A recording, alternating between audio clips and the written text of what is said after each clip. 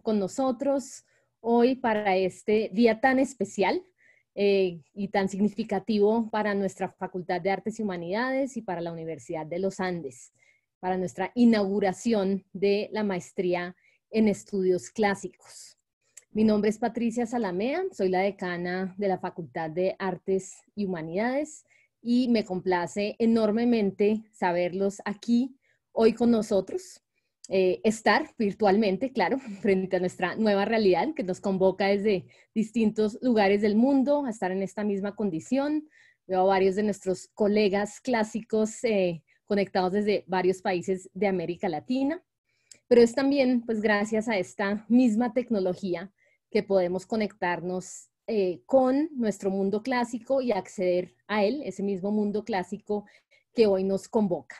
Bueno, en primer lugar, un saludo muy especial para la doctora Rosa Andújar, nuestra invitada especial el día de hoy, quien se conecta con nosotros desde Londres, de su King's College. Una bienvenida muy especial también para los señores Alfonso García, Juan García Werner, Pablo García Werner, estudiantes de la maestría en estudios clásicos. Colegas, estudiantes, señoras y señores, de nuevo muy bienvenidos. Es un placer realmente poder estar aquí hoy con ustedes para inaugurar esta maestría en estudios clásicos con la que tantos años habíamos soñado. El año pasado, por estas fechas, aprobamos la propuesta de la maestría en nuestro consejo académico, presidido en ese entonces por nuestro exrector, Pablo Navas, quien está también hoy aquí presente y sé que igualmente emocionado, y por nuestro ex vicerrector académico, Karl Langebeck, quien también fue un invaluable apoyo para ver la llegada al mundo de esta maestría. Como ya les contaré, el apoyo de la familia García Werner fue igualmente importante para tener el beneplácito del Consejo Académico para embarcarnos en esta nueva aventura. Como tal vez algunos de ustedes saben, la historia de los estudios clásicos en los Andes está atada a la historia misma de nuestra universidad desde su fundación, puesto que hasta hoy conservamos y cuidamos los estudios de griego y latín, de la literatura y la filosofía clásicas, del arte y el legado político y jurídico, no solo para los especialistas e interesados. La formación integral de los uniandinos ha acudido siempre al mundo clásico. Cursos como Legado de Grecia, Legado de Roma, Legado del Medioevo, Comedia Antigua, Tragedia Griega, Arte Clásico, se ofrecieron desde el Departamento de Humanidades por varias décadas. Y el ciclo básico uniandino actual, que tienen que ver todos los estudiantes de nuestra universidad, se nutre de Grecia y de Roma, del Medioevo y del Renacimiento, desde múltiples miradas. Ese trasegar continuo nos ha reiterado la actualidad y la vitalidad de este legado que sigue hablándonos continuamente. Son muchos los profesores que a lo largo de los últimos 70 años han contribuido al cultivo y al aprecio por la tradición clásica en las aulas uniandinas. Todos ellos han sentado las bases de un trabajo riguroso docente y de investigación que ofrece hoy las condiciones de posibilidad de este posgrado. Dentro de este grupo se encontraba Gretel Werner. Gretel nació, como Platón, en el mes de Targelión, pero en Barranquilla, Colombia, en el año de la 11ª Olimpiada de la Era Moderna. Obtuvo un título de licenciada en Filosofía y Letras, con un grado summa cum laude, en la Universidad de los Andes en 1964. Una especialización en Filosofía de la Universidad de París en el 67. Hizo estudios de posgrado en épica y teatro en la Universidad de Harvard en el 87 y una maestría en teoría e historia del arte en la Universidad Nacional de Colombia en 1987. Toda su trayectoria laboral fue con la Universidad de los Andes. Comenzó en 1962 como profesora de Filosofía y Letras del Departamento de Humanidades. Se desempeñó también como directora del mismo departamento en el 68, secretaria general de la universidad, decana de la Facultad de Humanidades y Ciencias Sociales entre 1985 y el 95, y decana de la Facultad de Artes y Humanidades entre el 2001 y el 2004. En 1999, la Universidad de los Andes la nombró profesora emérita.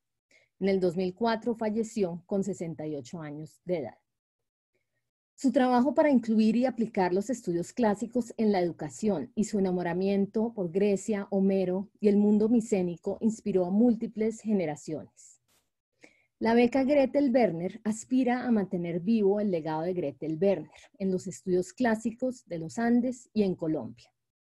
Para celebrar su trabajo y continuar su legado, su familia, la familia García Werner, decidió constituir en el 2005 un fondo educativo. Este fondo se vincula como benefactor de nuestra naciente maestría en estudios clásicos, apoyando estudiantes, promoviendo la enseñanza y el aprendizaje del griego antiguo a través de un MOOC, de un curso masivo en línea que está en diseño, y financiando a profesores visitantes que enriquecen y enriquecerán el programa. Esperamos también que esto inspire a muchos de ustedes a solidarizarse y a unirse a esta causa filantrópica con el propósito de seguir promoviendo los estudios clásicos en nuestro país. En esta primera cohorte han sido beneficiados 2 estudiantes. En ellos estamos confiando la continuidad de este quehacer. Le voy a dar ahora la palabra a nuestra actual directora de la Escuela Posgrados y también principal creadora de esta maestría, Andrea Lozano Vázquez, a quien le debo también unos agradecimientos muy especiales por haber impulsado esta idea desde hace más de 3 años. Muchas gracias. Adelante, Andrea. Buenas tardes a todos de nuevo. Agradezco mucho a los colegas y amigos que desde fuera de la Universidad de los Andes nos acompañan. Por supuesto, bienvenidos todos mis colegas de la universidad. Muchas gracias por su solidaridad. Gracias a los amigos que nos acompañan durante todo este tiempo en estas clases abiertas y a los estudiantes, que es por ellos por quien hacemos todo esto. Bienvenidos todos a este primer evento de la Maestría en Estudios Clásicos de la Universidad de los Andes. En este espacio hemos optado por entender lo clásico no como un monolítico vestigio, sino como una cantera, una fuente siempre viva de hallazgos, temas, preguntas, reflexiones que nos interpelan. Por ello, orgullosos de nuestra condición de latinoamericanos y conscientes de esa identidad, dialogamos con nuestro ancestro grecorromano y lo renovamos constantemente. De ahí que nuestra oradora hoy sea la doctora Rosa Andújar. Rosa Andújar es la directora del programa de Artes Liberales del King's College en Londres, editora asociada para la sección de literatura griega del American Journal of Philology y miembro del consejo de la prestigiosa Society for the Promotion of Hellenic Studies en Inglaterra. Su sólida formación en Norteamérica e Inglaterra se conjuga con un interés claro en la recepción de la tradición clásica en América Latina. Este año ha publicado por una parte el libro The Greek Trilogy of Luis Alfaro, dedicado a la obra de este escritor y artista chicano, y de otro lado, Greeks and Romance on the Latin American Stage, una ambiciosa compilación de trabajos sobre la recepción del teatro clásico grecorromano en América Latina.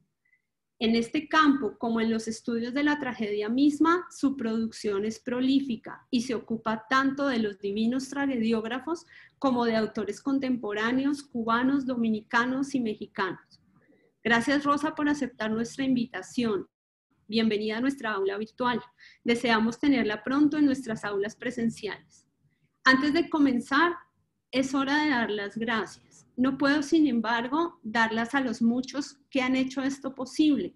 Son más de 70 años de historia institucional, cerca de 25 de historia personal y otros más de 10 de colaboración con muchos colegas colombianos y de otras latitudes que convergen en un día como hoy. Estoy tranquila porque sé que estos otros agentes sienten a esta como su criatura y están tan satisfechos y contentos como yo. Solo quiero dedicar un saludo especial desde este santuario en Olimpia a mis argonautas. Santiago Espina, Patricia Salamea, Paloma Castelo, Cristian Mesa, Jazmín Novoa, Fabián Rico y Daniel Zorrilla. Para ellos, prometo ser tan arriesgada como Jasón, tan fuerte como Heracles, pero tan confiable como Néstor. Regresaremos con el vellocino, sin duda. Bienvenidos todos. Rosa, este es tu salón.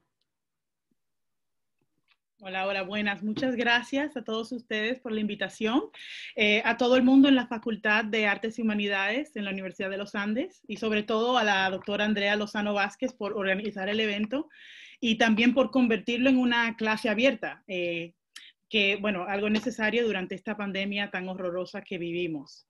Qué pena que no estemos juntos en persona, pero por lo menos me alegro que podamos compartir virtualmente. Bueno, ahora voy a compartir la pantalla. Me avisan si no pueden ver, si algo pasa. A ver, un momento. Y sí. Perfecto, Okay. sí. Perfecto, empezamos. Ok. Bueno, como les indica el título de mi conferencia, lo que me interesa hoy es el rico y complejo legado de la antigüedad greco-romana en Latinoamérica. Al ver este anuncio de esta conferencia, me imagino que algunos de ustedes quizás pensaron en algunos encuentros concretos e intencionales, sobre todo artísticos, quizás la película Edipo Alcalde de Jorge Ali Triana o alguna otra obra inspirada o basada en la antigüedad clásica, ya que en nuestros tiempos cantidades de artistas, dramaturgos y escritores han adaptado material clásico, bien que sea una tragedia griega o la epopeya romana de Virgilio, a veces de manera radical e experimental. Una verdadera tragedia latinoamericana, para citar al argentino Rómulo Pianacci, ha sido la Antígona de Sófocles, obra que ha sido adaptada numerosas veces en las Américas para hablar de la opresión de un Estado o dictadura, como lo ha hecho la argentina Griselda Gambaro con su Antígona Furiosa, o el poeta peruano José Watanabe con su Antígona. Ellos apropian el marco de la tragedia de la hija de Edipo para discutir el tema de los desaparecidos y los que fueron secuestrados por fuerzas militares y paramilitares en sus respectivos países. Como estos ejemplos indican, el siglo XX ha sido un periodo formativo para la experimentación con material grecorromano, en particular como medio de expresión sociopolítica, y esta moda continúa hoy en día. Estos encuentros en la forma de adaptaciones y experimentaciones, que son numerosas, transforman a los textos antiguos, que dejan de ser materiales históricos que pertenecen exclusivamente al pasado. Mejor dicho, a través de estas intervenciones artísticas, el material antiguo se convierte en algo cargado con múltiples significados para las audiencias de hoy, quienes deben interpretar la densa polifonía producida por estos encuentros que unen el pasado y el presente. Sin embargo, hoy mi objetivo no es de proveerle a ustedes con ejemplos de las diversas y numerosas adaptaciones, invocaciones y reescrituras del material grecolatino que existe en Latinoamérica. Felizmente, hay un número creciente de libros y artículos que precisamente hacen eso. O sea, les proveen a ustedes con varios, como se dice en inglés, case studies de adaptaciones latinoamericanas de material clásico. Más bien, mi objetivo hoy es darles una visión general de los diversos problemas y complejidades que surgen al estudiar el rico y complejo legado de la antigüedad grecorromana en Latinoamérica. Para ustedes hoy voy a situar el tema en el campo amplio y emergente de Classical Reception Studies, de los estudios clásicos, la recepción de los estudios clásicos, para explicar cómo los encuentros con la antigüedad clásica europea en las Américas perturban los relatos tradicionales sobre la recepción grecorromana y cómo funciona en la modernidad, los cuales suelen enfocarse en las excolonias de Gran Bretaña y Francia, contextos en donde la antigüedad grecolatina es parte de un sistema de educación conectado a una clase dominante o un país colonizador. La recepción clásica en Latinoamérica es un tema mucho más complicado y sobre todo enredado. Por lo tanto, necesita un modelo más sofisticado y más allá de modelos binarios que existen ahora, especialmente como muchos de ellos fueron construidos alrededor de conceptos como el colonialismo o el postcolonialismo. Opino que necesitamos más estudiosos en este campo, estudiosos que puedan entender y ayudar a desenredar este carácter complejo de las recepciones latinoamericanas. Aunque considero que un buen resultado de esta conferencia de hoy sería si algunos de ustedes se unen a estos trabajos, yo también diría que lo más importante es el reconocimiento del valor del tema, sobre todo para ustedes, para los chicos que ahora embarcan en una maestría en estudios clásicos. A pesar de lo que piensen de las adaptaciones o experimentos artísticos de hoy con esta antigüedad europea, Es un tema que en todo caso les va a enseñar mucho sobre la historia de cómo estos textos antiguos se han transmitido, estudiado y entendido, algo que es fundamental para cualquier estudioso de los estudios clásicos hoy en día. Mi conferencia está dividida en 3 partes. Primero, empiezo con una breve consideración de lo que se puede llamar el global turn, el giro global en Classical Reception Studies, o sea, el estudio de la presencia y el legado de la antigüedad greco-romana en contextos más allá de Europa. Hablaré un poco de la teoría y los modelos que se han desarrollado para estudiar los contextos donde ha florecido la antigüedad greco-latina en la modernidad.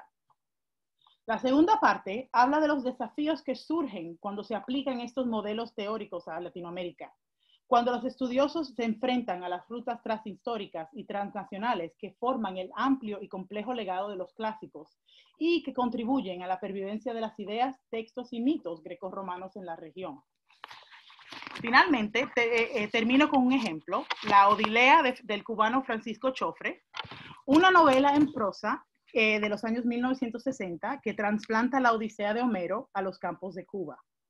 Este ejemplo me permite no solo examinar la terminología que hay en este campo y la manera en la cual estos términos no logran captar el carácter híbrido de la recepción clásica en las letras latinoamericanas.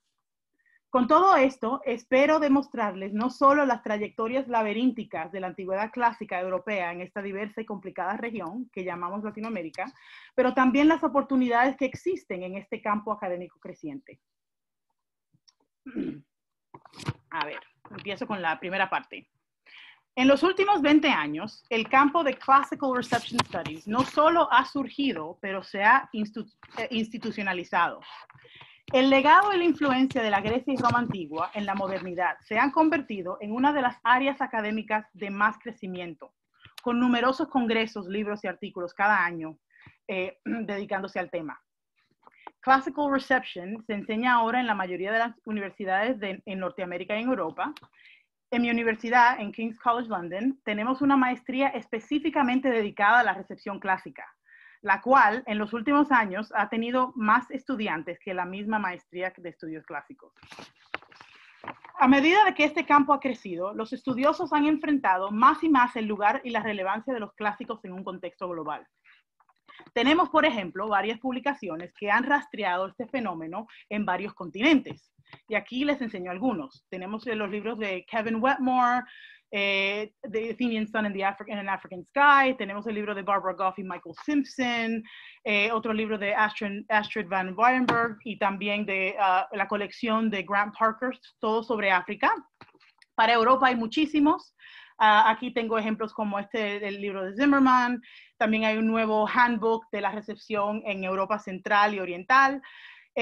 Latinoamérica no se queda atrás. Tenemos también este libro de Carla Bocchetti que se publicó en Colombia no hace mucho. Y también tenemos libros que se dedican también en Australia y Nueva Zelanda.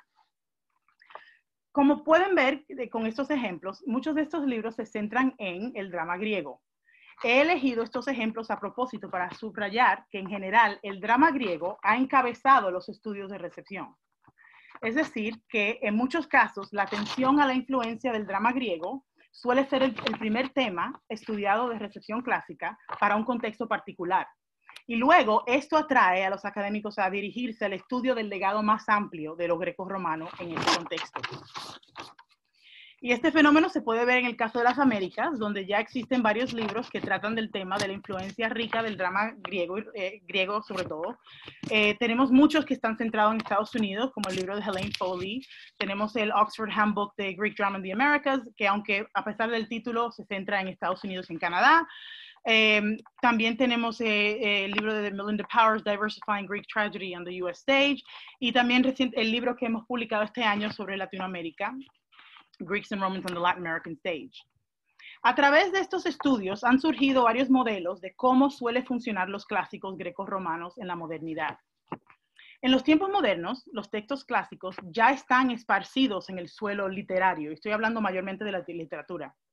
Están esparcidos en el suelo literario del país en cuestión y su presencia a veces se explica por lo que se llama tradición, que es un término que se usa cuando se habla mayormente de contextos europeos occidentales.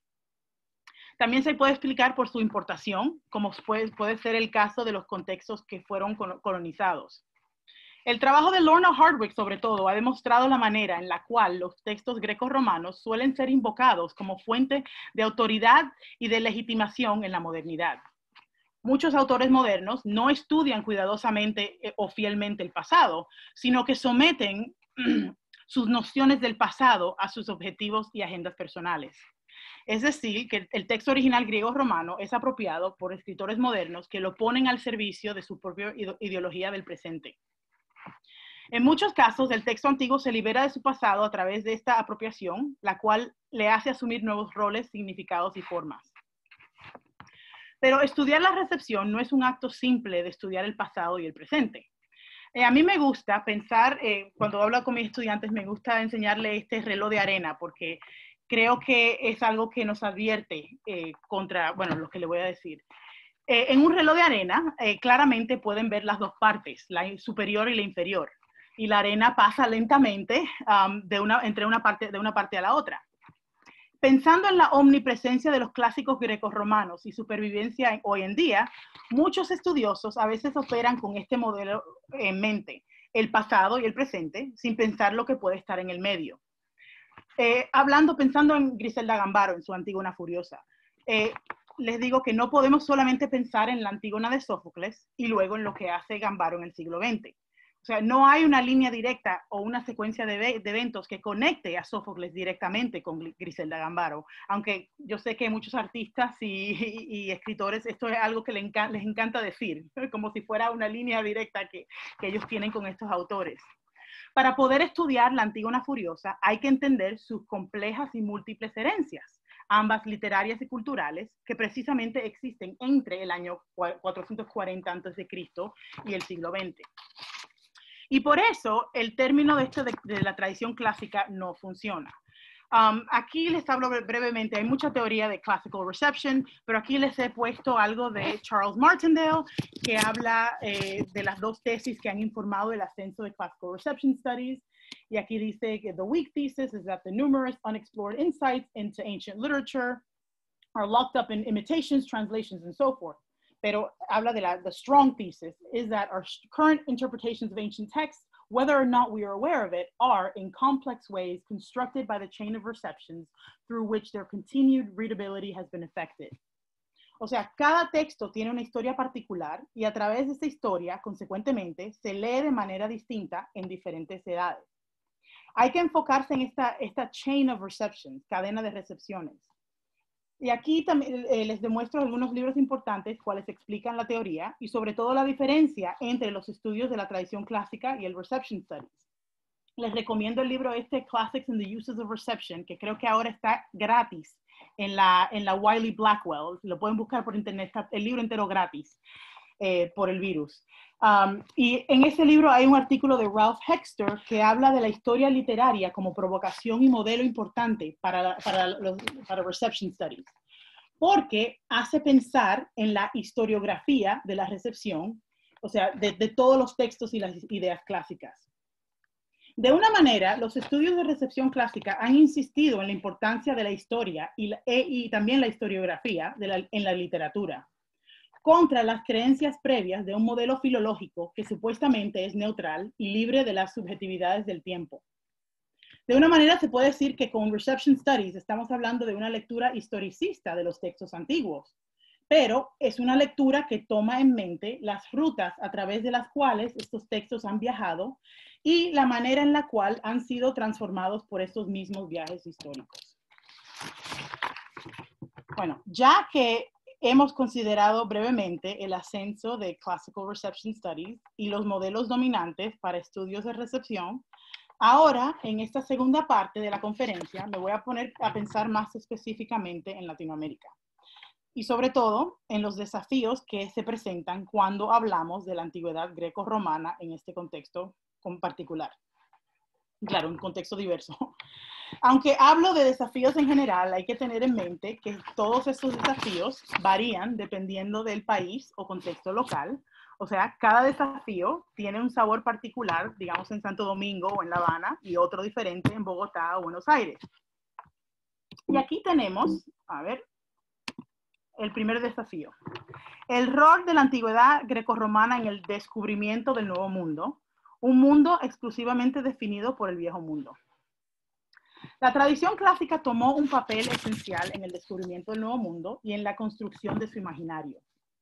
Antes de que se adoptara el nombre América, topónimos de mitos grecos romanos fueron utilizados por los colonizadores europeos para nombrar y entender este nuevo mundo. Por ejemplo, en el siglo XVI, Gonzalo Fernández de Oviedo y Francisco López de Gómara identificaron este nuevo mundo con nombres y conceptos provenientes del mundo greco-romano. Para Fernández de Oviedo, América era la tierra de las Hespérides y de otros lugares utópicos mencionados en los tratados de Aristóteles y Plinio. López de Gómara, sin embargo, argumentó que el nuevo continente era la Atlántida perdida de Platón. Girolamo Frascatore, un humanista italiano de Verona, también utilizó el mito de la Atlántida para explicar los orígenes de los indios americanos. Pedro Martín de Anglería, un humanista italiano basado en la corte española, escribió uno de los primeros libros sobre el Caribe, las décadas del Nuevo Mundo, a principios del siglo XVI. Las décadas es una obra que no solo imitó las obras históricas de la antigua Roma en su estructura, o sea, está dividida en décadas, pero también tradució las anécdotas de los diarios de Cristóbal Colón y las correspondencias de los primeros colonizadores, precisamente emparejándolas con episodios y ocurrencias de textos grecorromanos. De esta manera, los habitantes de la isla de Hispaniola, de donde viene mi familia, vivían vidas que correspondían a la Edad de Oro descrita por Hesíodo y Virgilio. Así, los textos grecorromanos, grecolatinos, sirvieron como una especie de guía turística para el Nuevo Mundo. Claro, toda esta historia se complica cuando también pensamos en la manera en la cual el pasado antiguo, específicamente el romano, fue utilizado posteriormente por los españoles para justificar su conquista de las Américas. Y aquí les refiero al libro de David Luther, Romans in a New World, Classical Models in 16th Century Spanish America. En fin, lo que se reconoce como tradición clásica fue traída al Nuevo Mundo como parte de un programa humanista y renacentista para propagar la superioridad del Imperio Español y legitimar su poder sobre sujetos quienes fueron vistos desde un principio como salvajes y carentes de civilización. No hay tiempo para también hablar del rol inmenso de la Iglesia Católica y de también, sobre todo, la Orden Jesuita, quienes fueron mayormente responsables de propagar los textos grecolatinos en estas tierras. Pero se debe reconocer que todo es un legado muy complicado y hasta espinoso. Otro gran desafío es el rol de los clásicos en los procesos de independencia. Igual como estos textos e ideas grecolatinas ayudaron a fundar y a nombrar a las Américas, o mejor, a contextualizar las Américas entre ideas clásicas, estos mismos textos también nutren la idea de revolución e independencia contra los españoles. Y aquí estoy hablando de América Latina, pero principalmente, claro, las ex colonias españolas. En Brasil es otra cosa diferente. Muchos de estos movimientos fueron motivados por conceptos e ideas basadas en la antigüedad grecorromana. He aquí dos ejemplos. Aquí tenemos a Simón Bolívar, quien en su Carta de Jamaica se imagina una Latinoamérica con forma helénica, cuando dice que bello sería el istmo de Panamá, que el istmo de Panamá fuese para nosotros lo que el de Corinto para los griegos. O también el cubano José Martí, en un discurso pronunciado en el 1889 en Nueva York para la causa de la independencia cubana, la cual vino mucho más tarde, dada la complicada historia del Caribe. Y aquí dice, y la América libre, y toda Europa coronándose con la libertad, y Grecia misma resucitando, y Cuba, tan bella como Grecia, tendida así entre hierros, mancha del mundo, presidio rodeado de agua, rémora de América. En tierra peleará, mientras hay un palmo de tierra, y cuando no lo haya, todavía peleará de pie en la mar. Leonidas desde las Termópilas, desde Roma a Catón, señalan el camino a los cubanos. Es decir, hay que contar con la presencia de los clásicos en el imaginario revolucionario. Consecuentemente, en muchos casos, identidades nacionales hemisféricas fueron construidas con varias ideas provenientes de la antigüedad greco-romana. Y tengo entendido que así fue el caso también para los inicios de la República Colombiana. Estas identidades e historias grecolatinas se pueden ver nada más y nada menos en la arquitectura neoclásica que emerge en el siglo XIX a través de la región. En esta conferencia, como les había dicho, me estoy centrando mayormente en literatura, en textos literarios, pero no se puede ignorar la arquitectura como uno de los encuentros más visibles y monumentales con la antigüedad grecorromana. Y aquí les enseño ejemplos en Río de Janeiro, aunque también pueden pensar en la imagen del Teatro Juárez de México, con cual comencé esta presentación. También les enseño mi ejemplo favorito, que es el Templete en La Habana, no sé si conocen, que es un pequeño templo con carácter dórico griego, el cual fue construido en el 1827 para conmemorar el lugar donde se cree que se fundó la ciudad de La Habana en el 1519. O sea, fue construido en el siglo XIX para honrar la fundación colonial de la ciudad. Me gusta no solo porque, por este detalle, digamos, de mitología nostálgica, está mediada por un marco greco-dórico, pero me gusta también porque contiene otros elementos, bueno, no europeos, quizás sin querer queriendo, como decía el Chavo del Ocho, porque frente al templo hay una ceiba, que es ese árbol enorme que está ahí, que es un árbol, claro, que se ve en varias partes en la isla de Cuba, pero es un árbol sagrado para varios rituales yorubas y afrocubanos. O sea, para mí, en esta imagen puedo ver todas las locuras y paradojas del Caribe en una sola imagen. En otras palabras, como testifican estos edificios neoclásicos, y por favor aquí tengo una breve bibliografía, en el siglo XIX las nuevas naciones independientes se dedican a la construcción de nuevas identidades nacionales que están visiblemente alineadas con la antigüedad europea. Y son identidades que en muchos lugares ignoran o borran otras historias de herencias, sobre todo indígenas y africanas. Y para mí es muy importante estudiar la historia de la construcción y la adopción de estas tradiciones clásicas, pues que muchas de ellas revelan una base problemática, una base construida explícitamente para eliminar elementos nativos y africanos, y son estructuras que lamentablemente siguen en pie hoy en día. Finalmente, otro desafío es el tema postcolonial. Muchos de los estudios de recepción fuera de Europa examinan a la antigüedad greco-romana en contextos específicamente postcoloniales. Y estos se han centrado principalmente en la colonización y descolonización de territorios en Asia y en África, de acuerdo con el desarrollo de la teoría postcolonial. Como pueden ver aquí, tengo algunos libros, Classics in Colonialism, Classics in Postcolonial World, Afro-Greeks, de Emily Greenwood, Crossroads in the Black Aegean, los clásicos en India de mi colega Feroz Vasunia. También está el libro de mi colega Justine McConnell, Black Odysseys, que habla de la diáspora africana.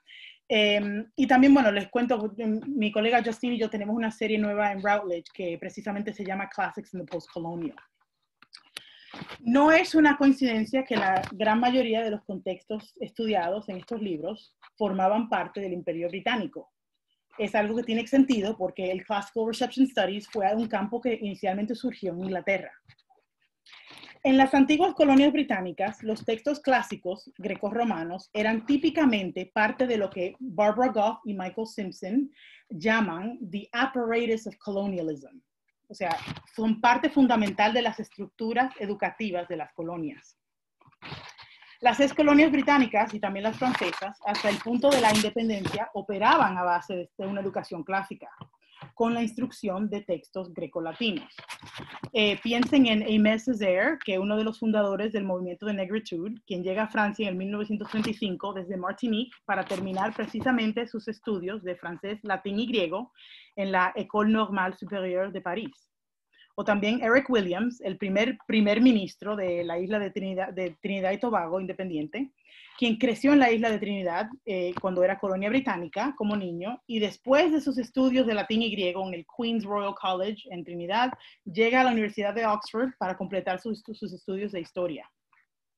Este legado educativo ha significado que estos encuentros postcoloniales con los clásicos greco-romanos en estos contextos ex-británicos han sido algo subversivo. Un caso de lo que el escritor Salman Rushdie describe como The Empire Strikes Back with a Vengeance. La larga tradición y presencia de ideas y textos grecorromanos a través de la educación en estos contextos facilita el conocimiento de la capital cultural que tiene la antigüedad clásica en la modernidad. Por lo tanto, no es sorprendente que las principales ideas teóricas de estos trabajos de Reception se centran en el colonialismo y postcolonialismo. Como ha demostrado Lorna Hardwick, los textos clásicos en estos contextos son parte de un doble proceso de apropiación. Primero, se apropian para justificar la supuesta superioridad cultural del poder imperial y luego, en un contexto postcolonial, son reapropiados para mostrar que lo canónico no solo pertenece a los colonizadores, pero que también los recién liberados son capaces de reconfigurar textos clásicos a su manera. Pero hablando de América Latina, este marco no funciona porque los textos clásicos no han circulado de esta manera. En cambio, tenemos una variedad casi infinita de formas en las que la antigüedad greco-romana fue transmitida y mediada, lo cual incluye no solo contextos educacionales y artísticos, pero también religiosos y políticos y jurídicos. Además, tenemos el problema de que el concepto de postcolonialismo no aplica a la región de Latinoamérica de la misma manera. El antropólogo Jorge Clor de Alba ha hablado de cómo los conceptos de colonialismo y postcolonialismo son espejismos para la región, negando específicamente que la experiencia latinoamericana, o incluso la americana en general, pueda enmarcarse en términos de colonialismo. Su argumento principal se basa en el hecho de que la compleja experiencia histórica de la región y sus identidades híbridas condujeron a relaciones complejas con países europeos que no se pueden reducir a binarios de opresor, oprimido, colonizador, colonizados, binarios que se asocian típicamente con la condición colonial en algunos lugares como en India o Sudáfrica. Todos estos desafíos simplemente indican el complicado legado, ambos colonial e imperialista de la región, y los diferentes roles de la antigüedad greco-romana en todos ellos. Muchos de estos legados son en gran parte confusos e indirectos, además de ser variados e inconsistentes a lo largo de los siglos, dependiendo del sitio de la nación europea que colonizó, y que por lo tanto es imposible proponer un solo marco teórico para la región. Son muchas también las cosas que desconocemos aún, sobre todo cómo han circulado los textos y las ideas clásicas a lo largo de la historia de la región. Y parte de este descubrimiento supondrá también una examinación con la circulación y el conocimiento de textos e ideas greco-romanas en la península ibérica desde la antigüedad.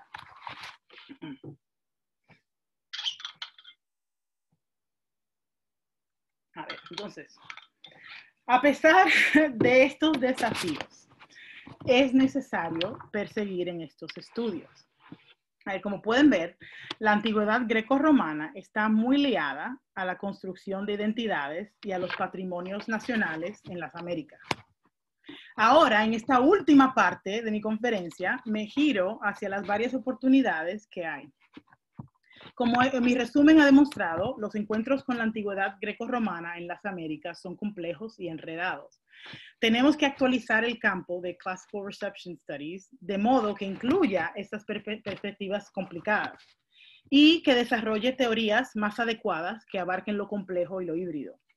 Vivimos en un mundo complicado donde la antigüedad está mediada a través de numerosas, si no infinitas, rutas, ya que no se puede seguir operando y no se puede seguir operando con estos modelos binarios. La hibridez cultural es el futuro y por lo tanto tenemos que adoptar teorías más complejas. Entonces, para demostrarles estas oportunidades, me voy a enfocar en un ejemplo cubano.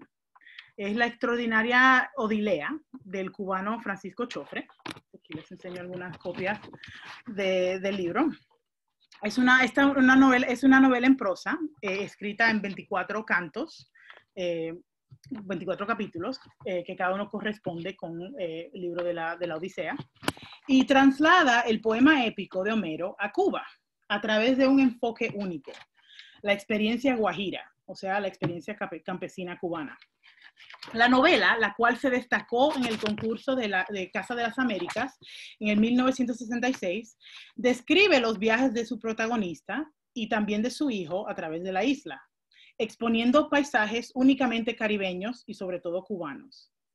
El diálogo de la novela reproduce fielmente el dialecto rural agrario, de manera que a veces resulta impenetrable, incluso para nosotros los caribeños. Termino mi conferencia hoy con una breve consideración de esta novela, que coge prestada la estructura general del poema de Homero para crear un texto híbrido que celebra la vida campesina. De hecho, la Odilea es quizás la única odisea moderna que tercamente se queda fijada en el mismo sitio, en la isla de Cuba. O sea, Odiseo por definición tiene que viajar, pero en este libro no. Y para demostrarles la locura de esto, de esta odisea que tercamente se queda en un sitio, aquí encontré, en un catálogo de una exhibición que tomó lugar en la Universidad de Basel, en Suiza, una exhibición que se llamaba Cuba und die Klassische Antike, que Cuba y la Antigüedad Clásica, y hay un breve artículo que resume esta novela extraordinaria, pero incluye también un mapa de los viajes del protagonista de la novela, y aquí pues, no sé si pueden ver donde él vive aquí, él vive aquí en el centro, pero viaja, por ejemplo, a la isla de Calipsona, se llama, está en una islita aquí, afuera de Cuba, y viaja a través de toda la isla y los cayos alrededor de Cuba. Se queda solamente en Cuba. Así que esta odisea cubana, curiosamente, no se mueve ni se sale de Cuba. Entonces, los estudios han hablado, hemos hablado de que Chofre cubaniza la odisea. Y en cubanizar la odisea, como les voy a comentar, el objetivo de Chofre no parece ser decolonizar o subvertir este texto canónico, sino simplemente buscar una nueva manera de reverenciar una experiencia única cubana y sobre todo campestre. Entonces lo que voy a hacer ahora en esta última parte, voy a primero introducir la novela, les enseñaré unas breves escenas que demuestran la manera en la cual Chofre transforma, o mejor dicho, traduce la Odisea de Homero para crear una celebración rural cubana. Mi discusión se orienta en el proceso de producción de este texto híbrido y la manera en la cual Chofre produce lo que voy a llamar una nueva filología de adaptación. Entonces luego, después de ese contexto, voy a terminar con una consideración de las implicaciones de este proceso de hibridismo para el campo Classical Reception Studies. Así que mi discusión se va a centrar en la pregunta de categorización, sobre todo cuando nos enfrentamos con el carácter complejo e híbrido de la recepción clásica en las letras latinoamericanas. O sea, ¿cómo se puede categorizar y de hecho comprender esta versión cubana de la Odisea? La Odilea no es un ejemplo de un texto anticolonial o decolonial como lo es el Homeros de Derek Walcott, que no sé si algunos lo conocen, que es un texto que para muchos es la Odisea caribeña par excellence. Fue escrita en el año 1990. Derek Walcott es de la isla de St. Lucia. Bueno, pero la Odilea tampoco, o sea, no es igual a esa. Tampoco no es mera parodia o caricatura de Homero, como algunos han sugerido. Así que con este ejemplo me interesa desarrollar un vocabulario que pueda efectivamente ilustrar la diversidad y el sincretismo de las copias producidas en este rincón del mundo. Sobre todo, quisiera enfatizar que textos como el del Chofre son más allá que copias o versiones y que es imposible de interpretar estos textos dentro de los paradigmas que existen en el campo de recepción. A ver, entonces, uno de los aspectos más sobresalientes de la Odilea es la manera metódica en la cual Chofre reproduce el dialecto rural cubano de su tiempo. En efecto, los pocos estudiosos que han trabajado la novela la elogian precisamente por este extraordinario hecho lingüístico. En su estudio de la novela en los primeros años de la Revolución Cubana, en el libro Prose Fiction of the Cuban Revolution, Seymour Menton considera la novela the most authentically Cuban of all the novels in a linguistic sense. O sea, la novela más auténtica de todas en sentido lingüístico. Él explica que el valor literario de esta novela depende exclusivamente en la reproducción ingenia del dialecto cubano por parte del autor. Y para que ustedes vean lo que se refiere por sentido lingüístico, aquí les incluyo una selección de los títulos de los cantos. O sea, los títulos de cada capítulo. Y como pueden ver, algunos dan un resumen breve y sobre todo vulgar del contenido del capítulo. Pueden ver el canto 1. El canto 3 también, donde Telésforo vomita y se ensucia los pantalones. Para ustedes que conocen la Odisea muy bien, o sea, piensen en la traducción que hace él de este contenido, de estos capítulos, de esos cantos de Homero. También bueno, mi favorito también está donde Odileo se aparece encuerado ante unas muchachas. Es una manera de decir lo que pasa en ese libro. Pero también él incluye también algunos dichos cubanos y algunos, bueno, que también se entienden en otras partes del Caribe, como el canto 20, cuando la mona no carga al hijo aunque se lo encaramen, o el 22, que a cada aguacate le llega su ventolera. Bueno, también se pueden fijar a través de este contenido breve que aunque Chofre de un sentido traduce la Odisea, él altera los nombres cuidadosamente. En vez de Atenea, tenemos a Atenata, Odileo en vez de Odiseo, igual Telésforo y no Telémaco. Y aquí me gustaría enfatizar la manera extraordinaria en la cual Chofre produce este idioma único, lleno de vulgaridades y groserías, sin embargo, a la vez también manteniendo la atención poética de la epopeya original a los paisajes naturales para captar los ritmos de la vida en el campo. Antes de nada, vale la pena considerar el método exacto en el cual Chofre cubaniza la Odisea. Según una entrevista con Eduardo López Morales, en un artículo publicado en la revista de Casa de las Américas de junio del 69, Chofre leía y volvía a releer de manera obsesiva la traducción española de la Odisea de Homero. Luego, cuando había absorbido su mensaje, cerraba el libro hasta que finalmente se lanzaba a escribirlo de su propia manera. Y aquí les demuestro una ilustración de este método. Pueden ver, por ejemplo, aquí tengo el comienzo del segundo libro de la Odisea, en el cual habla de la rutina matutina de Telémaco. Ahí está el griego. También está la traducción al español que leyó Chofre y finalmente lo que luego produce en su Odilea. En esta novela cubana no aparece la aurora de rosados dedos, la Rhododáctylos eos, sino que un cielo azul con cantos de pájaros y los susurros de hojas. Sin embargo, el enfoque todavía sigue siendo en Telémaco, aunque ahora lleva guayabera y hace sus necesidades en la manigua. Esta manera vulgar de traducir este texto se reproduce en casi todas las escenas más significativas y sobre todo en la narración que Odileo da en la casa de Alciro y Arela, que son equivalentes a los reyes que se encuentra Odiseo, Alcino y Arete, sobre sus famosas aventuras, donde las vulgaridades se multiplican. Aquí pueden ver no solo el famoso momento donde se revela la identidad del protagonista. Y noten aquí la manera en la cual el diálogo atenta de reproducir el sonido del habla. Pueden ver hace, conocen, la verdad. También he puesto la famosa escena con el cíclope. El chiste aquí es que nadie es ni cojones lo molesta. También pueden ver el involucramiento de la ninfa Calipso. En casi todas las escenas hay un cuidado sin igual por parte del autor de reproducir esta manera exacta, no solo del idioma, pero del ambiente, de la situación, de hecho, todo a lo cubano. Y la escena que yo considero más interesante es la final de la novela, donde Chofre expone claramente la profundidad de esta dimensión cubana con la figura del mismo Homero. Y aquí sí voy a leer. Una tarde aguachosa y triste, se apareció por el camino un anciano con más barbas que Metusalén, y como el relámpago y la lluvia estaban cogiéndose las nalgas hace rato, un matrimonio que se encontraba a la puerta del bohío viéndolos caer, se apercibieron del caduco y movidos de compasión le llamaron. Venga para acá, hombre de Dios, que va a coger una pulmonía doble y que está entripado como si le hubieran dado batea. Lo entraron, le sacaron la ropa y le hicieron cambiarse en el cuarto. Después el marido y la mujer se sentaron con él a conversar. ¿Cuál es su gracia? Me llamo Homero.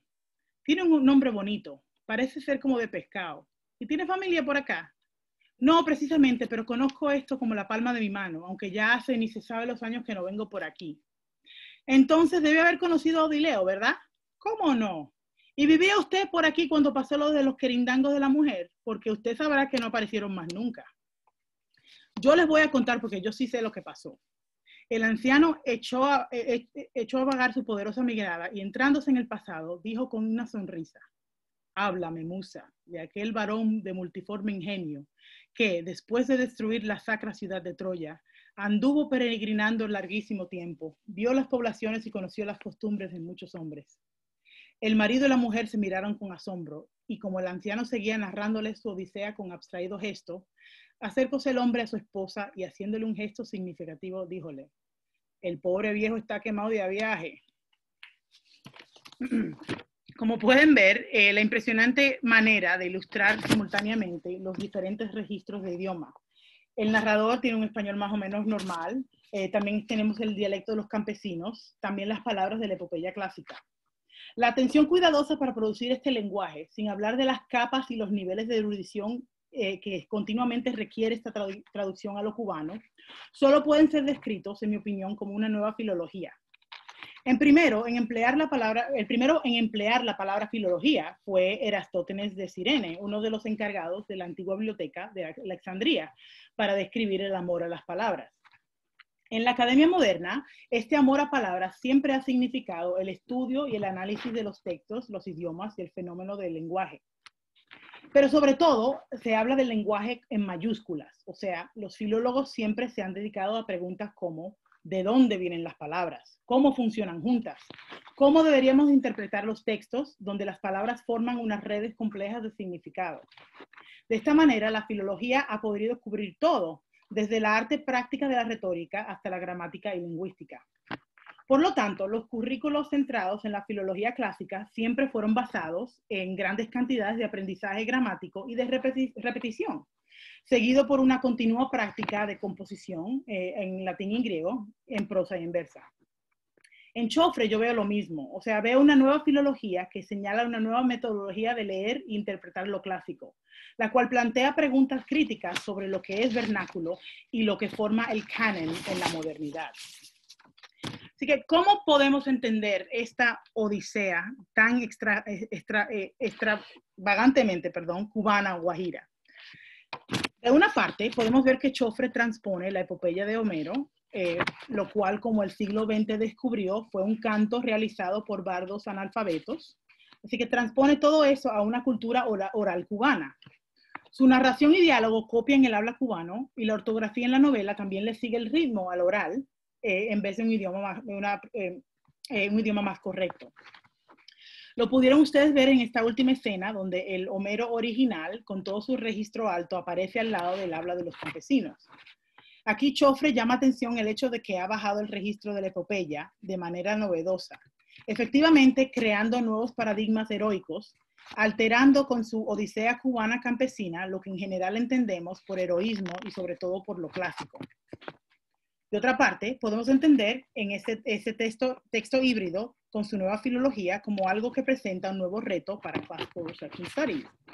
Y que para concluir, por lo tanto, ofrezco unas breves reflexiones de esta nueva subdisciplina y lo que nos falta por hacer a nosotros que trabajamos con material latinoamericano. Una de las grandes contribuciones de la disciplina es que nos ha ampliado el horizonte de cómo hablar de los textos modernos basados o inspirados por la antigüedad clásica europea.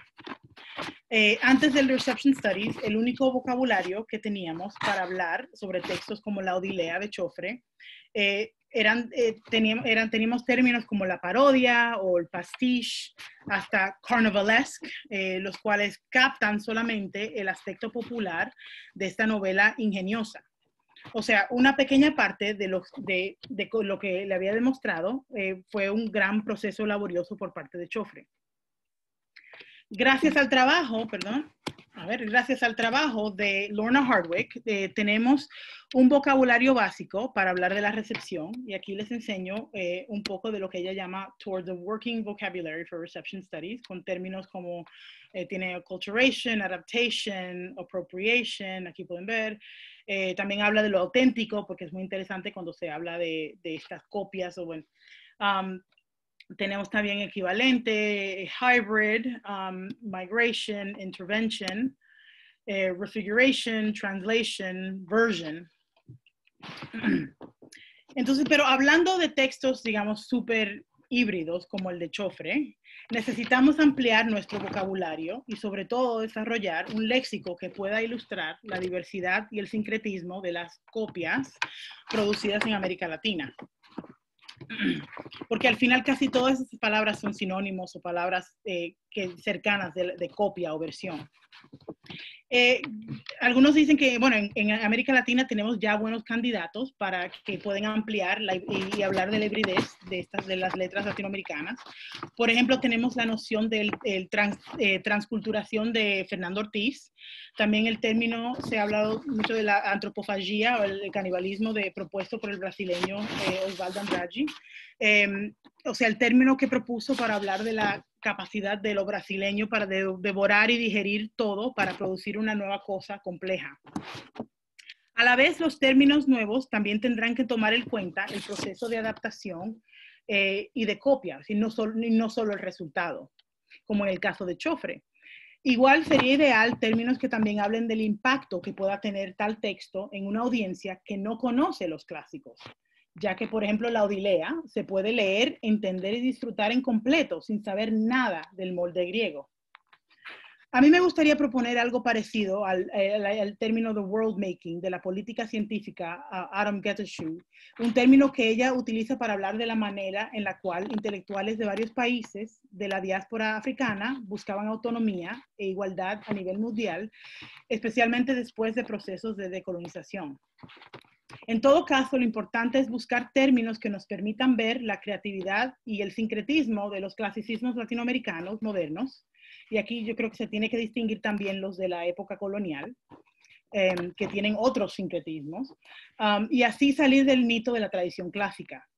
Porque a pesar de lo que suele decir sobre el universalismo, el universalismo de la antigüedad grecolatina, al final no es tradición si fue importada.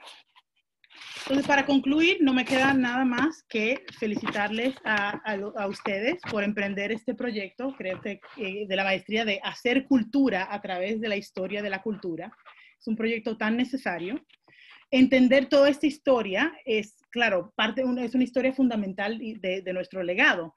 Y no es solo un gesto de recuperar el pasado, pero también un paso importante para poseer esta cultura y así ser dueños de nuestro pasado, presente y futuro. Muchas gracias. Rosa, muchísimas gracias. Creo que hay muchas cosas provocadoras para discutir, para conversar. Los invito pues a preguntar. Podemos hacer preguntas vía chat, podemos levantar la mano y yo les voy dando la palabra para que si quieren abran sus micrófonos o dejen la pregunta por el chat.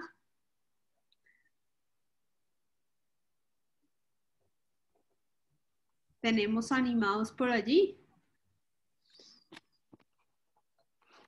A mí me gustaría de pronto, mientras que calientan motores, preguntar un poquito sobre cuál es la manera de entender esa nueva hibridación de la que estamos hablando, cuál es la manera, digamos, no colonialista de entender esa mezcla, ¿sí? Yo no es mi especialidad, ni mucho menos. Últimamente lo he estado pensando mucho a raíz de un trabajo que compartí contigo la primera vez sobre Spinoza y Medrano, que tiene una recepción pues muy peculiar. Estoy hablando de un autor colonial que considera suyo ese pasado, que no se hace ninguna de estas preguntas porque no cree necesitar ninguna legitimidad para apropiarse de ese pasado. Sin embargo, es consciente que su público sí reconoce ese pasado como extraño, sí reconoce que él está haciendo un traspaso de algo que él cree suyo y que sin embargo sus contemporáneos no lo sienten así. Entonces, algo que yo me preguntaba cuando estaba tratando de analizar este texto es en qué doble situación se encuentra ese intelectual que siente propia esa identidad. Ese es mi caso, por ejemplo. Yo no quiero pedirle permiso a nadie para hablar sobre Homero, que considero más mío que muchas otras cosas que deberían ser más cercanas a mí, por ejemplo. Yo no lo he podido entender, no lo he podido como asumir identitariamente. Quisiera que nos cuentes tú cómo lo ves. Bueno, Bueno, es que en el caso particular de que hablas, bueno, para mí creo que fue la primera vez que escuché de ese señor fue cuando tú me habías hablado de su trabajo. Y yo creo que tengo entendido que fue una persona que estaba mezclando algunas cosas grecorromanas con, trabajaba para la iglesia. Exactamente, es un sacerdote que hace sermones a santos latinoamericanos como la Inmaculada Concepción, ¿no? Que también es una invención latinoamericana, si bien aceptada por la Iglesia Universal, y está mezclando todo esto sin ningún tipo de, digamos, de prejuicio sobre la mezcla. Sin embargo, tiene una conciencia muy clara de lo que significa para su público esa mezcla. Él tiene claro que necesita hacer traducción de esos contextos grecorromanos a su mundo más incaico, por ejemplo. Entonces está parado en un no lugar, él mismo, ¿no? Que no es del todo inca, no es del todo Sí. europeo. Para mí, o sea, yo no soy la persona adecuada para hablar de contextos, digamos, del siglo XVII, creo que es el siglo XVII o XVIII, creo que es peruano, ¿verdad? Sí. Pero a mí lo que me interesa, o sea, y yo creo que por eso yo también me interesa esto de desarrollar como un léxico, porque yo creo que lo más interesante de muchos, digamos, encuentros en América Latina es que como que no importa, o sea, que la mezcla, a veces la gente, bueno, las mezclas tan extraordinarias que hay, o sea, en una Europa la gente nunca, muchísima gente, aunque no tenga una gran educación, nunca les pensarían en mezclar cosas de, digamos, católicas, cristianas, con lo grecorromano, con la libertad que hay en las adaptaciones o, bueno, en los encuentros a través de Latinoamérica. Todo lo de la época colonial es muy interesante para mí, claro, yo sé que, bueno, hay muchos estudiosos que también se han concentrado en jesuitas y también no sé, poemas al estilo de Virgilio que han escrito sobre su experiencia en varios sitios. Y claro, de una manera, alguna de estas, digamos, estos encuentros coloniales tienen un público, o sea, ellos también se dirigen a otros jesuitas o a otros que tienen la educación que ellos tienen, o sea, se ponen a traducir cosas, no sé, algunas nociones de los indios a través de este idioma para otros lectores europeos religiosos jesuitas, pero también, o sea, se ponen a traducir todo esto para este público, pero también ellos mismos se dedican a traducir todo su conocimiento de una manera para captar al público que vive en estos contextos, que no conoce todo eso, que no tiene esos términos. Así que para mí bueno, no te tengo una respuesta, pero a mí lo que me interesa es las grandes mezclas que se hacen y la libertad con la cual se hacen estas mezclas.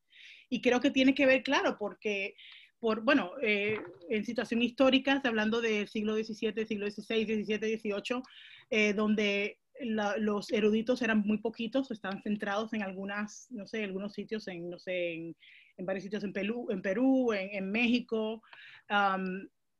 Se comunicaban a través de cartas con sus amigos en otras partes del mundo, pero o sea, también se tenían que dedicar al problema de cómo educar, aunque muchos de ellos hablaban de la civilización, de civilizar a los indios americanos. Bueno, al final estoy hablando mucho, bueno, estoy, digamos, rambling mucho, pero al final lo que sí me interesa es la capacidad de hacer todas estas mezclas. No sé si, seguro que aquí, no sé si aquí tenemos muchísima gente, seguro que aquí hay gente que son expertos de la época colonial. Para mí, o sea, yo me he dedicado mucho más a encuentros más modernos y sobre todo después del siglo XX, donde el acto de liar o traducir o, no sé, meterse con una antigüedad greco-romana es algo más intencional. Y también pero también me llama la atención la manera en la cual sobre todo en el Caribe, muchos de estos encuentros son tan locos y enredados y sí. Tenemos dos intervenciones, una desde México, Jorge Ornelas, y una desde Perú, Max Ventosilla. Entonces, si ustedes quieren abrir su micrófono, los escuchamos.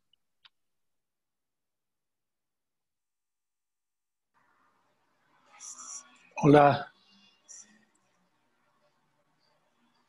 Escuchamos.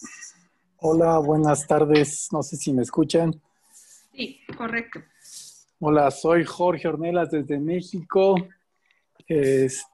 Felicidades primero a los colegas de los Andes por su programa nuevo. Creo que va a venir muy bien a todos los latinoamericanos. Gracias, Rosa, por tu charla. Te tengo una pregunta. Te digo solamente que yo no soy literato, soy filósofo. Y solamente te lo quiero decir porque he padecido esto que te quiero preguntar a ti.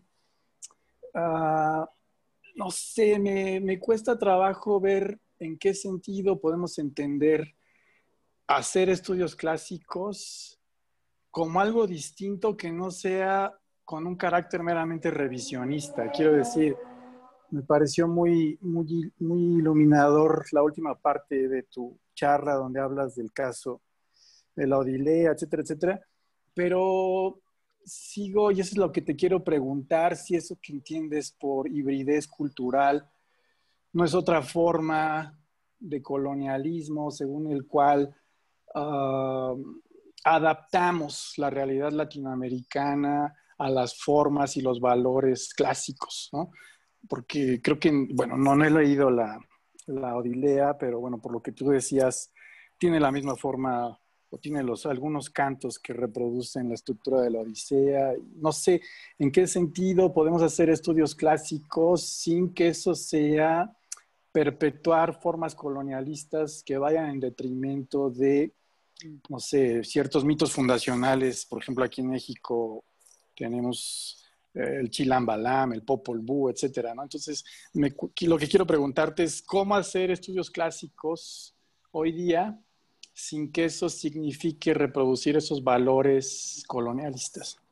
Sí, no, muchas gracias. Yo creo que es una pregunta muy importante porque siempre es algo que siempre, que se piensa que se dirige a todos los que estudiamos estudios clásicos en cualquier contexto. Siempre cuando hablamos de la recepción o de la pervivencia de estos clásicos y la manera en la cual muchos artistas en muchos contextos continúan de reproducir, de utilizar estas estructuras, sí, de una manera se puede decir, claro, que es una manera de reproducir lo colonial pero para mí yo creo que, y por eso me gusta la idea de la hibridez, porque yo creo que, bueno, hablando en la Odilea, por ejemplo, esta novela también incluye elementos que son específicamente afrocubanos, o elementos que han sido marginalizados.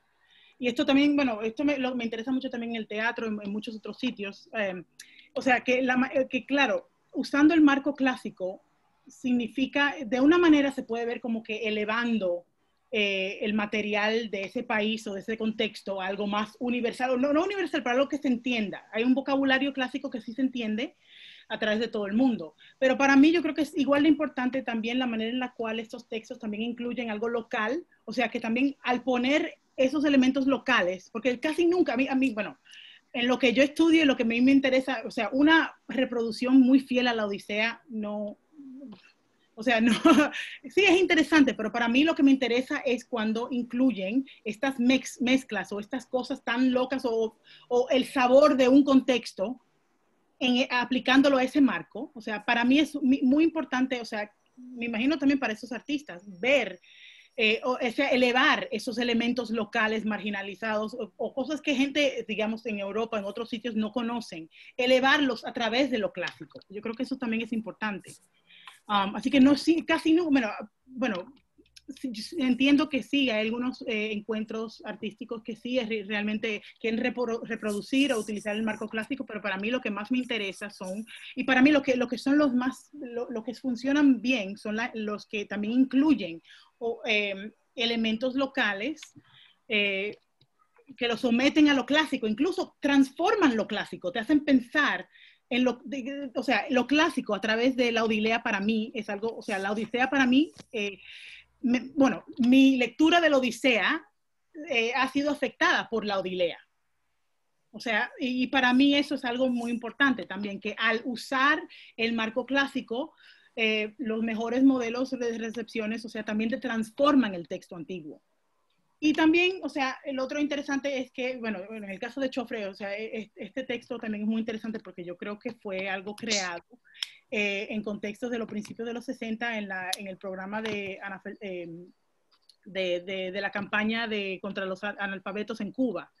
Y yo creo que es un texto que se produció, aunque esto lo tengo que investigar un poco más, se produció o sea, yo creo que el objeto fue convertir esto a algo cubano, pero para audiencias que no iban a saber nada de la Odisea. O sea, era para el hecho de transformar esto a lo cubano, el objetivo era para que estas audiencias pudieran disfrutar y leer o sentirse, bueno, bueno, esta novela tan interesante, pero eleva todo esto, toda la experiencia guajira se eleva con este marco clásico. Sí, es muy importante. Yo sé que es una pregunta que creo que no se va a resolver. Y claro, cada uno de nosotros que seguimos en este campo, siempre nos tenemos que enfrentar en eso. Pero yo creo que sí, se tiene que también considerar la manera en la cual estos textos modernos nos cambian, nos transforman la experiencia y las nociones de lo que es clásico también. Muchas gracias. Rosa, tengo un boom de mensajes por todas partes. Voy a tratar de organizarlos. Luis Alfredo de la Peña también está levantando la mano, entonces si usted quiere abrir su micrófono y contarnos su intervención de viva voz, mejor aún. Luis Alfredo. Sí, espero me escuchen. Sí, señor, gracias. Bueno, pues como lo decía en el texto que escribí, felicitaciones por este programa sobre estudios clásicos. Me parece fundamental para el estudio de las humanidades aquí en el país que estos temas tengan la relevancia suficiente como para generar un programa de posgrado alrededor de ellos. Y pues un saludo especial a Rosa también, que hemos tenido la oportunidad de compartir en otros espacios, en otras latitudes. Y mis preguntas como historiador de la independencia hasta cierto punto, y que trato de comparar la revolución o la independencia colombiana con la revolución griega de 1821 y cómo usaron los clásicos, es esencialmente sobre la última frase que usó Rosa, de que si es algo importado, no es tradición. Y he quedado en shock prácticamente. Y ese shock es en estos procesos de generar nuevas naciones de la nada, que llevaban bajo pues, el antiguo régimen durante tanto tiempo y un sistema colonial que hasta cierto punto pues erradicó todo lo que existía antes de él, y se forman lo que son, o todo lo que se forma son repúblicas, aparte pues evidentemente de que hay ideas de tener una monarquía o un imperio, por ejemplo en México, o otro tipo de organización estatal de estas nuevas naciones. Todo eso es importado también. Pero esa importación, pues, lleva, por lo menos en nuestro caso, 200 años de tradición. O sea, cómo tratar de aplicar en esos desafíos de los que habla Rosa, estos modelos para la recepción de la antigüedad clásica, no en este caso como la literatura, como la que se expuso aquí, sino en esos términos políticos, que era el lenguaje que utilizaban todos los protagonistas del proceso independentista. Entre ellos se entendían perfectamente entre quién era Cincinato o si se usaba una diarquía espartana o una democracia ateniense o lo que fuera. Ellos era el lenguaje que usaban, era ya su tradición. Si es que lo puedo decir así, porque creo que acabo de quedar sin ningún piso intelectual. Entonces, pues, si nos puedes dar una luz, sería estupendo. Bueno, muchas gracias por la pregunta. Y para todo el mundo en Colombia, no sé si conocen a Luis, él ha publicado sobre precisamente comparando la recepción clásica y el republicanismo en el proceso de independencia de Colombia y también la Grecia moderna, que él ha escrito, terminó una maestría en Hungría sobre este tema. Y bueno, les puedo hablar a ustedes también precisamente de este proceso en Colombia. Pero sí, tienes razón, pero yo por eso, al decir que no es, bueno, que la tradición fue importada, yo creo que es para recordarnos a nosotros que aunque ahora, 200 años después del establecimiento de la República Colombiana o de la República Chilena, ¿no? Todo esto fue, o sea, hecho, escrito, inscribido en un marco extranjero. porque yo creo que lo interesante, claro, lo interesante es que para mí, hablando de estos términos de esta manera, para mí, o sea, la recesión clásica es algo importante. Es importante ver, o sea, el legado de los clásicos en un texto, en un contexto, pero para mí, o sea, como decía antes, es algo importante también decir, pensar, o sea, ¿qué aprendemos de lo clásico en este contexto? A través del establecimiento de estas repúblicas, del el hecho de que utilizan este lenguaje, esto, o sea, ¿de qué nos habla? O sea, ¿qué nos dice sobre lo clásico? O sea, todo esto, o sea, bueno, todo lo que tiene que ver la república, el establecimiento de las repúblicas, o sea, nos enseña que fue un modelo, o sea, que estos países se querían alinear con Europa, una antigüedad europea.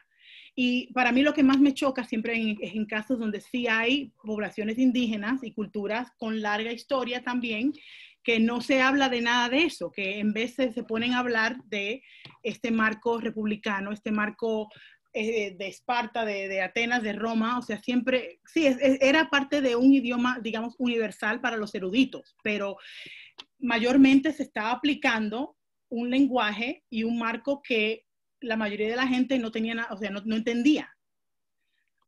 Y siempre, o sea, enfatizando que esa importación también nos recuerda que son los elites, que son los que, o sea, que es estamos hablando de una minoría que sí realmente quiere construir una identidad, una nacionalidad, un concepto de que ellos son parte de esta tradición europea, aunque están en otras partes. Bueno, yo sé que Luis, seguramente tú nos puedes aclarar a nosotros un poco más sobre todo esto, porque tú has publicado precisamente sobre este tema. A mí me interesa muchísimo, yo sé que, o sea, para mí, tener en mente estos procesos del siglo XIX es muy importante porque yo siempre encuentro con muchos artistas y dramaturgos y gente que siempre habla de lo universal de los clásicos. Pero claro, aunque no se piensa en todo este idioma, estos marcos que se adoptan en el siglo XIX están ahí. O sea, los clásicos importan, o los clásicos tienen valor, tienen legitimidad, porque también fueron inscritos por esta élite a través de muchos países. Y yo me imagino, bueno, no sé si tú nos quieres decir algo sobre un poco más sobre esto y de cómo se usa, de cómo se inscribe todo este lenguaje clásico en, digamos, en los sistemas políticos de estos países. Sí, pues gracias pues por esa, digamos, cuña, como decimos aquí en Colombia, sobre mi trabajo, pero esencialmente lo que yo alcancé a descubrir esencialmente sobre el uso del republicanismo antiguo en la construcción de la Nueva Granada y después de la Gran Colombia, es eso, son unas élites cuyo espectro intelectual está totalmente tallado por el canon grecolatino que se enseñaba en los colegios mayores en América, que en algunos casos se llega a materializar, como el caso de Miranda, que va hasta Grecia y Atenas y hace un gran tour, que Bolívar también va a hacer, pero no va a ir necesariamente hasta Grecia, sino solo hasta Roma. Y es el faro que ellos tienen. Y es un faro que por conciencia de clase, si lo quieren poner así, o por pertenecer a esa élite, o por el propio desconocimiento de las, pues porque no era el momento todavía, ¿no? O sea, no es el momento de los grandes descubrimientos arqueológicos del siglo XIX en América que ponen en valor después en el siglo XX, en el arte, por ejemplo, y en la literatura también, todos estos clásicos prehispánicos. Clásicos prehispánicos, es una interesante manera de nombrarlo también, pero lo más interesante es compararlo también con la Grecia antigua, que duró otros 400 años bajo una dominación extranjera, ya ponerlo como colonial al Imperio Otomano, pues tiene sus matices, pero que son totalmente ajenos a todo lo que sea de la antigüedad clásica, no lo entienden así, y al final el sistema que les funciona, a pesar de haber intentado hacer repúblicas y demás, es una monarquía impuesta por el Congreso de Viena y es la monarquía que va hasta el siglo XX, hasta la Segunda Guerra Mundial. Entonces es interesante ver cómo esos países que surgen de la nada y que no necesariamente son de nuestro contexto latinoamericano, pues como en el caso de Grecia, a pesar de que están totalmente imbuidos, y es el problema que siempre sentí yo, por ejemplo, en mis épocas universitarias aquí en Colombia, en donde no existía una maestría de estudios clásicos como esta, es que me decían que no estaba lo tangible, no estaban los vestigios arqueológicos de las grandes civilizaciones clásicas y todo este tipo de cosas, entonces que eso no se podía estudiar acá. Pero los mismos griegos de 1821 hacia acá, pues obviamente se han interesado en todo este tipo de cosas, pero no lo usaron en la construcción de su nación. La construcción de su nación está terciada y enfrascada en lo romano oriental bizantino, con los reyes llamados Constantinos y con la megalidea que es volver a tener un imperio en el Mediterráneo oriental y todo ese tipo de cosas. Entonces es muy interesante ver eso, pero es muy interesante ver ese problema de de que también lo comentaba Jorge en la intervención anterior, en cómo no solo con usar los clásicos y hasta cierto punto escudarse en el universalismo, porque como el universalismo, entonces, como los clásicos lo tapan todo, entonces todos nos hacemos bajo la sombrilla de los clásicos. Hay que ver esas opciones de cada contexto, eh, no quiero decir indígenas, pero sí pues locales, que permiten hasta cierto punto reconfigurar esas historias, porque uno dirá, no, es que la historia de la Odisea o la historia de la Ilíada es la misma historia que se ha contado en toda la historia de la literatura occidental de ahí para adelante, que obviamente nos incluye a nosotros, ¿no? Porque eso es lo que pasa también aquí. Estos estudios de recepción ponen en tela de juicio nuestra propia pertenencia a la civilización occidental. A mí me gusta decir que sí, o sea, está el este y el oeste, pero Latinoamérica es el salvaje oeste. Y es la hiperoccidentalidad hasta cierto punto, en donde todo se Tenemos por conjuga. aquí, Ujú. tenemos por aquí una intervención desde Brasil que podría darnos un punto más para discutir. Voy a traducir así un poco a lo salvaje. Me corrigen si me estoy equivocando mucho. Es la profesora María Cecilia de Miranda que nos dice que eh, ella observa que cuando se habla de América Latina, ella en general observa una brecha grande entre la tradición hispana que le parece da unidad a un modo de recepción, incluso en la tradición de las universidades que en Brasil fueron fundadas apenas hasta el siglo XX, en oposición a unos modos más antropofágicos, valiéndose del término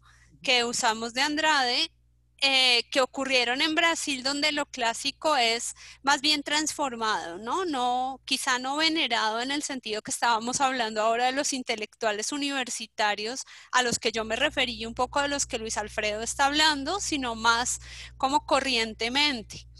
Y un poco en esa misma dirección nos preguntaba antes Esteban Sarmiento, bienvenido Esteban, qué gusto que esté por aquí, estudiantes. Si puedes desarrollar un poco más la idea de lo híbrido en Chofre, como pensar un poco cuáles son los límites de esa mezcla cultural que hay en el caso de la novela de Chofre. Bueno, primeramente, hablando, bueno, de Brasil, claro, en Brasil es otra tradición, porque en los estudios clásicos, ¿quién colonizó importa?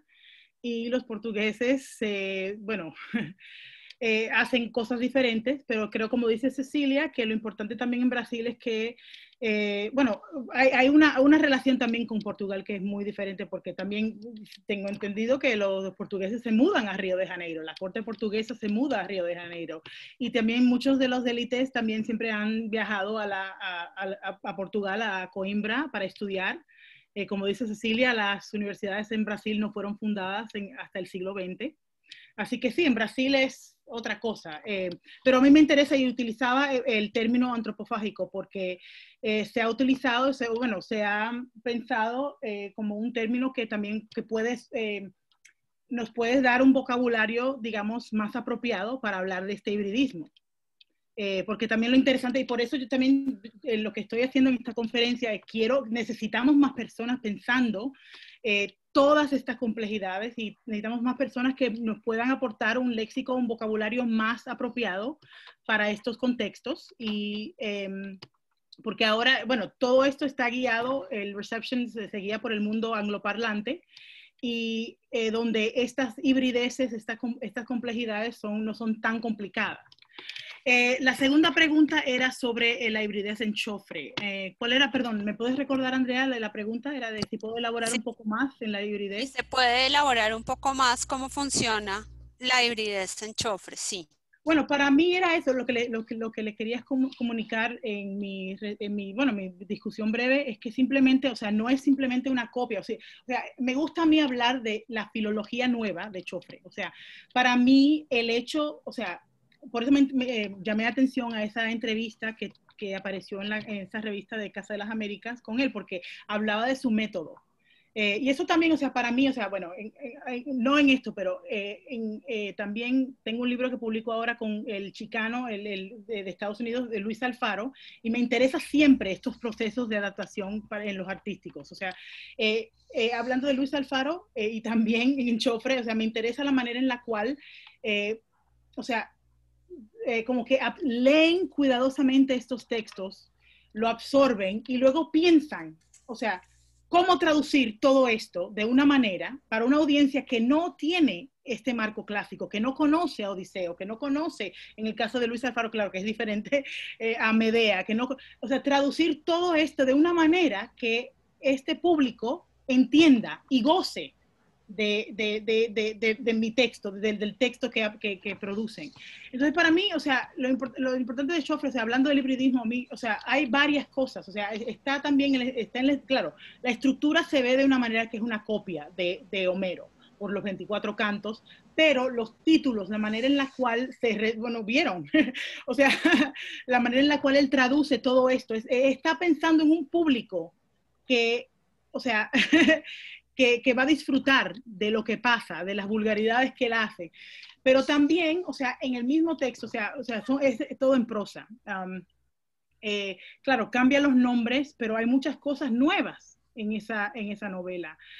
Hay rituales de santería y rituales afrocubanos, hay cosas que celebran que están pensando más en el público de Cuba. ¿Y qué necesita? ¿Qué realmente es una novela cubana? O sea, ¿qué encontraría un público cubano necesario para entender una novela grande cubana? Y ahí está todo eso. Pero aunque tenga ese marco clásico, el marco lo adapta, lo cambia, lo moldea de una manera que es más pensando en su público en Cuba. Y a mí lo que me interesa muchísimo también, o sea, hablando de estos contextos, porque yo sé que en América Latina siempre es la idea de un público que no conoce nada de esto, que estos textos se pueden entender y disfrutar sin toda la historia clásica. Porque yo sé que en otros contextos, hablando de muchas colonias en África, donde se adapta la tragedia griega, por ejemplo, siempre estamos hablando, muchos de los artistas están pensando en que la tragedia va a viajar a Europa y les va a comunicar a otras audiencias fuera de estos contextos africanos de cómo se vive en África. O sea, se está pensando en un público europeo, pero un público fuera de ese país. Mientras que yo veo que en muchas adaptaciones y, digamos, encuentros latinoamericanos, se piensa más en cómo, como de manera pícara, de cómo transformar estos textos para que un público lo disfrute.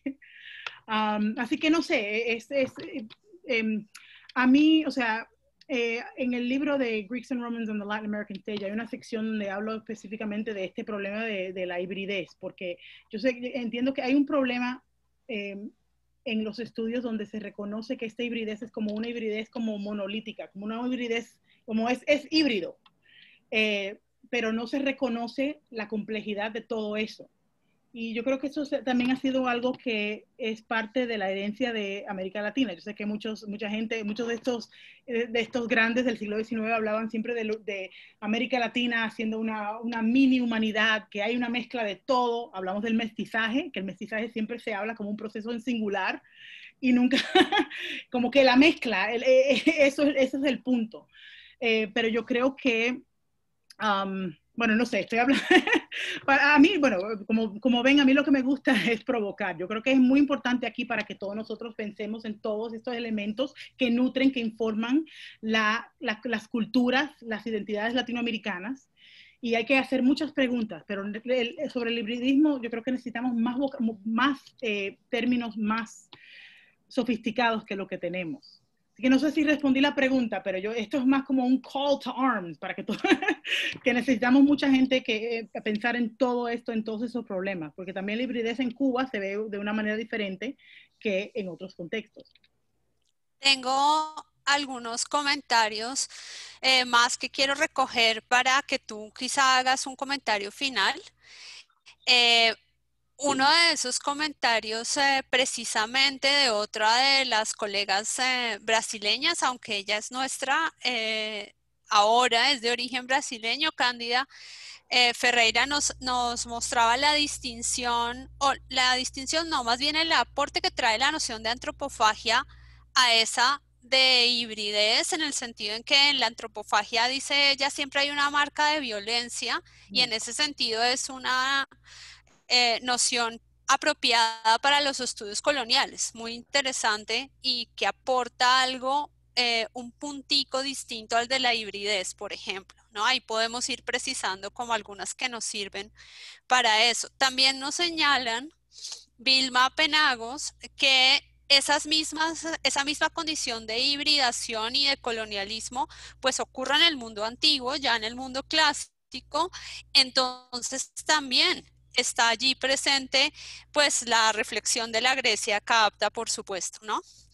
Y un poco antes nos preguntaban por cómo encontrar un equilibrio entre el uso de herramientas filológicas, precisamente quizá reflexionando sobre los niveles de discurso que tú señalas en la novela de Chofre, y otra parte más creativa, dice Max Ventosilla, que nos podría ayudar como a aproximarnos al estudio de estas obras tan complejas de una manera distinta, ¿no? Eso creo que son las que están por ahí.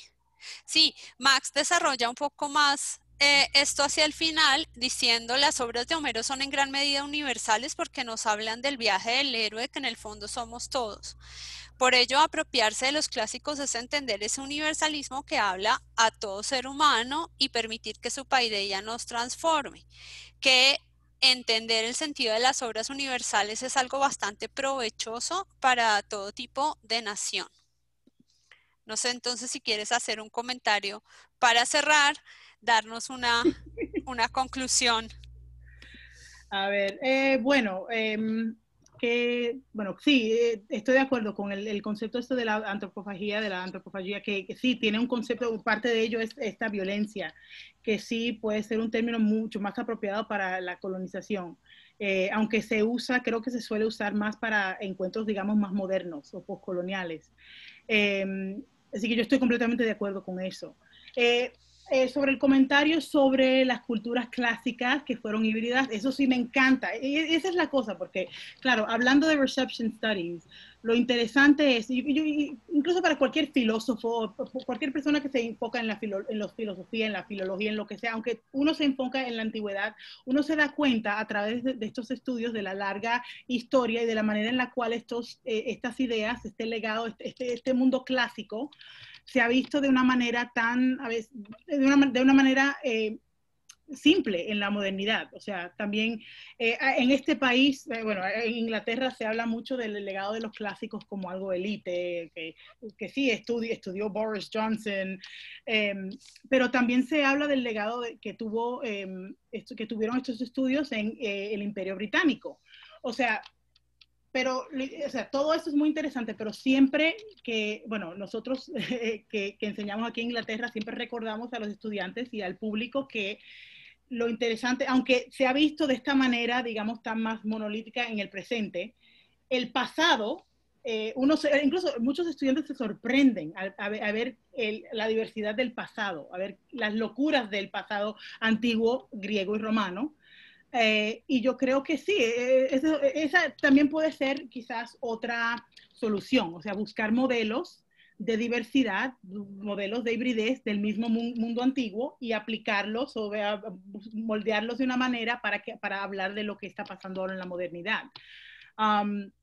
Así que sí, yo creo que sí, estoy completamente de acuerdo con eso. A ver, hablando de universalismo, o sea, creo que para concluir, o sea, a mí yo siempre sospecho de personas que me hablan del universalismo de los clásicos, porque para mí, o sea, siempre, sí entiendo que los clásicos han sido parte de un vocabulario esencial para comunicar con muchísima gente. Estos son textos que han vivido mucho tiempo, que se han transmitido tantos siglos, pero para mí el problema que tengo con lo universal es que las evocaciones simples de lo universal nos impiden hacer todas estas preguntas, es todo lo que hemos discutido ahora. O sea, artistas que ahora simplemente me hablan de lo universal de Homero, lo universal de la tragedia griega, o sea, nunca hablan de el cultural capital que tienen estos textos. Y claro, aunque no sepan exactamente cuáles son las historias de estos textos, de por qué se han valorado en su contexto local, o sea, lo saben y lo sienten y saben que son textos importantes. Así que para mí, o sea, yo no estoy en contra de del universalismo, solamente en un contexto académico para mí cuando se habla de universal es como que ahí se termina la discusión y siempre se habla de evocaciones simples que para mí nos impiden de hacer todas estas preguntas que necesitamos hacer. Y sí. Rosa, muchas gracias. La verdad es que fue una conferencia súper seductora, muy provocadora, que nos deja muchas preguntas para nosotros que vamos a dedicarnos ahora a estas preguntas con nuestros estudiantes. Espero que con muchos de ustedes. Me alegra mucho ver a tantos colegas de tantos lugares de América Latina acompañándonos, a los estudiantes, por supuesto, como decía al principio, ustedes son el motor de todas estas empresas. Entonces, pues todas estas preguntas son aquella bola que les pasamos, la posta que estamos legando. Espero que sean lo suficientemente capaces y gallardos para tomarla y emprender esos estudios con nosotros, con todas las personas que estamos aquí. Gracias de nuevo, Rosa, gracias a todos por su conexión. Y bueno, creo que no pudimos empezar mejor. Nos hubiera encantado a todos vernos, pero quizá no habría alcanzado estos números de hoy de ninguna manera. Entonces también estoy muy contenta por tanta gente conectada a través de toda la América Latina con a propósito de nuestro mundo clásico. Muchas gracias a todos. Muchas gracias. Gracias, Rosa. Saludos a todos. Gracias a todos.